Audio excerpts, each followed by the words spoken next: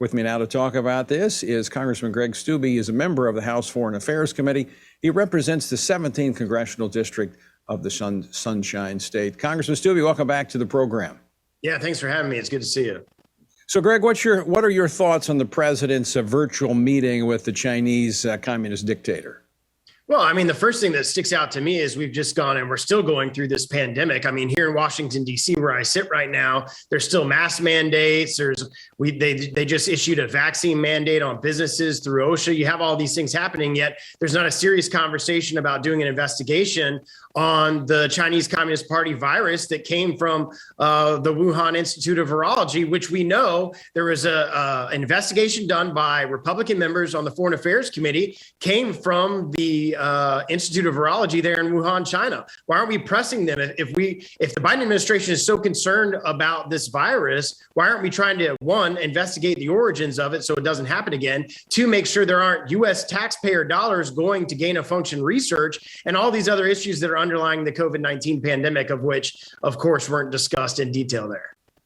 So, Congressman, is the Biden administration, the president himself, being too deferential to the Chinese Communist Party when it comes to COVID-19, when it comes to what we've seen just recently with the Chinese military, hypersonic missiles that they're firing? That apparently was not discussed, according to the readout from the White House. Is all of this in order to pursue their top priority of climate change?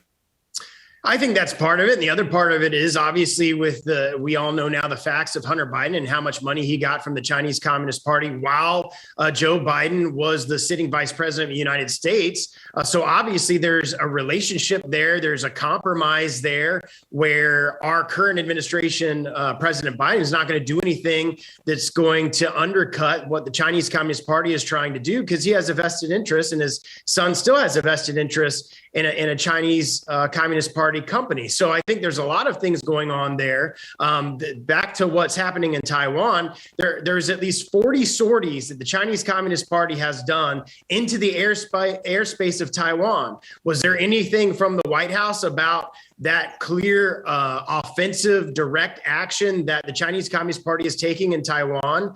No, absolutely not. These are the type of actions that show a very weak presidency as it relates to the foreign affairs going out of the Chinese Communist Party.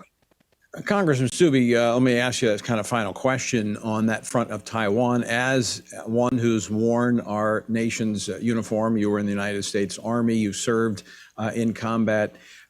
Are you concerned about what may be fixing to happen with Taiwan, that we're not in a position of strength to protect the Taiwanese?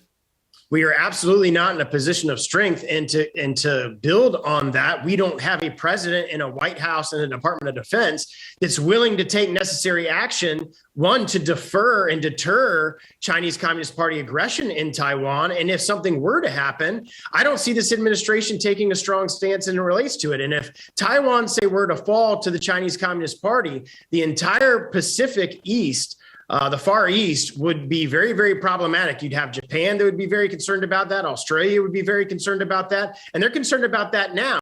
President Trump had a very strong position as it related to the Chinese Communist Party, not just on defense, but also on trade and all of these other issues that you're not seeing from this White House. And it's a scary time that we're living in right now, where the Chinese Communist Party is testing Taiwan and their military by doing all these different sorties. And our White House sits silent as it relates to the aggression coming from the Chinese Communist Party.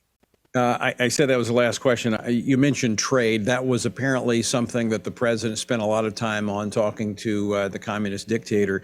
And in his remarks about that, he said he would like to see that China play by the rules of the road as it pertains to trade.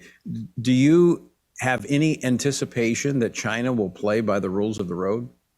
Absolutely not. And they don't have a history of doing it. And this administration is all talk, not action. They're going to say things like that and then behind the scenes not do anything about it. They could put tariffs on these goods. They could take a strong stand on these goods like President Trump did. And they're taking a completely different opposite approach than the previous administration did, which is making us weak, not only in China and not only as it relates to their policy, but weak all across the world as other leaders look towards the leadership that should be coming from the White House.